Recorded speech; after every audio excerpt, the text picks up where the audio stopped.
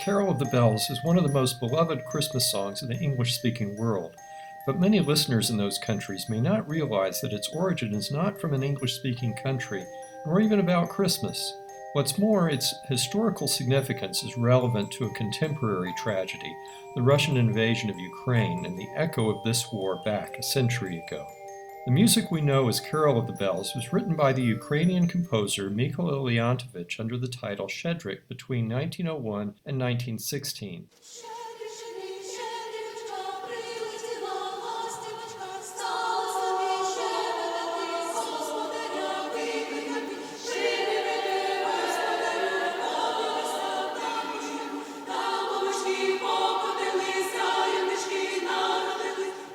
Shchedrik comes from a Ukrainian genre of Epiphany or New Year's songs, and is not about Christmas at all.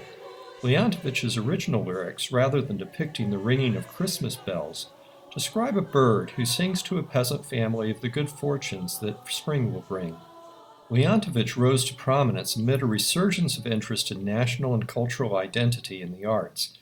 Like his model, Ukrainian composer Mykola Lysenko, and many other composers of that period, he collected authentic folk songs in the countryside and set them in their original languages. Lysenko's career in Russia was largely cut short by his insistence on using the Ukrainian language and for his support of Ukrainian culture. Unfortunately, Leontovich's similar path collided with momentous international events. In 1917, a year after the completion of what would become Carol of the Bells, the Russian Empire collapsed, and Ukraine descended into a civil war.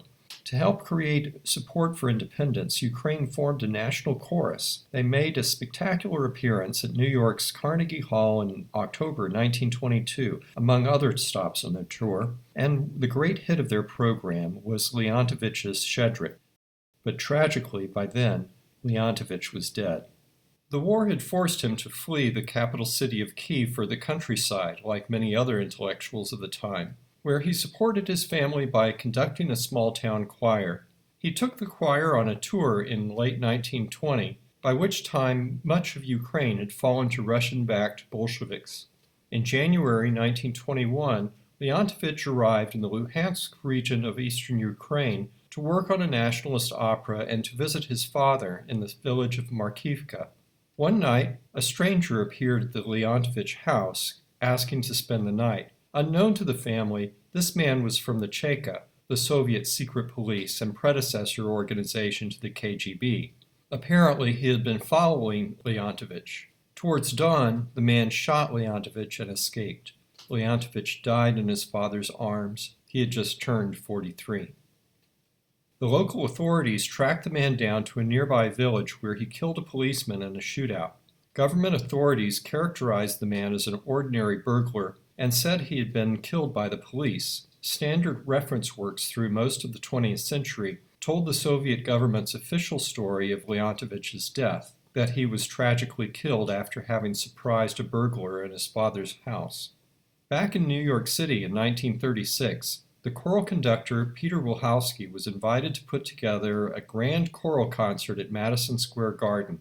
It's not certain how Wilhowsky knew of Leontovich's Shchedrik, but many have assumed that he was present at the 1922 New York performance by the Ukrainian National Choir. Wilhowsky's parents were natives of Eastern Europe near Ukraine. He said that the repeating melodic figure reminded him of handbells, and certainly the subject of Christmas would have more appeal to many in an American audience. So, Wilhowsky wrote new English lyrics, and his version of Leontovich's composition swiftly became one of the most famous Christmas songs in the United States. That's where things stood until 1997, when researchers found in Russian archives official records that confirmed that Leontovich was assassinated by a Cheka agent named Afanasy Hiroshenko. Today, the town of Tulchin, where Leontovich spent much of his career, dedicated a museum to his memory, and the Arts College of the nearby city of Vinnytsia is named for him. He's buried in the village where he died, Markivka, which is currently under Russian control in the Luhansk district.